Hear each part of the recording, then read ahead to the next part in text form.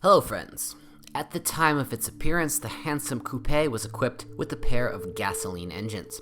The main one was the 2-liter 4-cylinder XU10 with a capacity of 135 horsepower. This series of motors has been produced since the 80s. Conceptually, this is a square engine with equal diameter and piston stroke of 86 millimeters, as well as cast iron monoblock cylinders. The unit is reliable, subject to regular oil updates. Otherwise, there is a risk of contamination of the hydraulic valve lifters. Periodic maintenance also requires a timing drive with a toothed belt. In the fall of 1999, the 2-liter XU gave way to a new EW series unit. The 2-liter engine received an aluminum block and began to comply with Euro 3 emission standards. Its dimensions have also changed.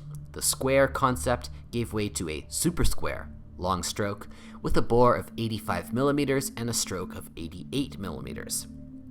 Power increase by 3 horsepower practically did not play any role, and the maximum torque increased from 180 to 190 Nm while shifting the peak from 4,200 to 4,100 RPM. The new motor carries better, however, it's more problematic. Sometimes it starts to consume oil. Fortunately, a vigilant sensor warns the owner in advance of the danger. Cold starts are also a problem when the engine bucks and stalls. The reason is a design flaw. Engineers used hydraulic tappets that were too small and clogged quickly. The evolution of the 2-liter EW10 was the 4-cylinder 2.2 EW12. The cylinder diameter has increased by 1 millimeter up to 86 millimeters, and the piston stroke has increased significantly up to 96 millimeters. Such parameters required the installation of a balancing shaft module. It is located at the bottom of the engine. If the 2-liter engine is not impressive, then the 2.2 offers confident dynamics already from low revs. On the forums, from time to time, there are tips on solving problems with the launch of the EW10 by replacing pushers with analogs from the 2.2. It's hard to say if this will help. A study of the original parts catalog shows that the push rods of both engines are the same, as they have identical numbers. For those who are serious about the coupe and plan to keep it for a long time, we can recommend a rarer 6-cylinder engine. It is often indicated that its volume is 3 liters, but in fact there are only 2.9 liters, 2,946 cubic centimeters. PSA 6-cylinder engines have earned an unflattering reputation in the past. These were ancient PRV units jointly developed by Renault and Volvo. However, the 406 Coupe received a completely different engine, the ES9J4, developed in collaboration between PSA and Renault. Compared to its predecessor, its reliability is about 1,000 times higher. The weak point of the 6-cylinder engine is the ignition coils. Each row of cylinders has its own module. If one of the coils fails, the electronics cannot determine which of the cylinders is not working. Therefore, there is a risk of catalytic converter destruction as gasoline burns in the exhaust. It is worth mentioning the costly replacement of the timing belt. Together with the long-toothed belt, 3 guide rollers and 1 tension roller with the corresponding screws and washers are replaced. The advantage of the 6-cylinder engine is a surprisingly smooth ride and solid dynamics, which, however, does not reach the level of the Bavarian inline 6. Fuel consumption is also pleasing. You can drive 100 kilometers on 10 liters. The updated ES9J4S meets a stricter emission standard. Its 4 lambda probes often contradict each other, which is accompanied by the ignition of the engine malfunction indicator and then a loss of power. In addition, the new version of the motor is more complex. The 2.2 HDI with 133 horsepower is the only diesel engine that appeared on the list of proposals in 2001. It has always been equipped with a particulate filter, which usually does not cause problems. The engine is surprisingly quiet and balanced thanks to a pair of balancing shafts of the same layout as in the petrol 2.2. The unit is interesting, but already has too high mileage, although mechanics consider it durable. Owners of older 2-liter cars with manual transmission often face the problem of shifting gears.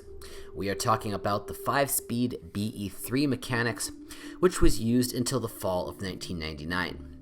The lever in the wings gets more and more play over the years, because of which the accuracy of gear selection suffers. The situation is caused by the wear of the plastic bushings of the 3 levers of the mechanism, 2 short and 1 long. Replacement will not be expensive, but there is a catch. Peugeot only supplies the long stem as original parts. The short stem is no longer available.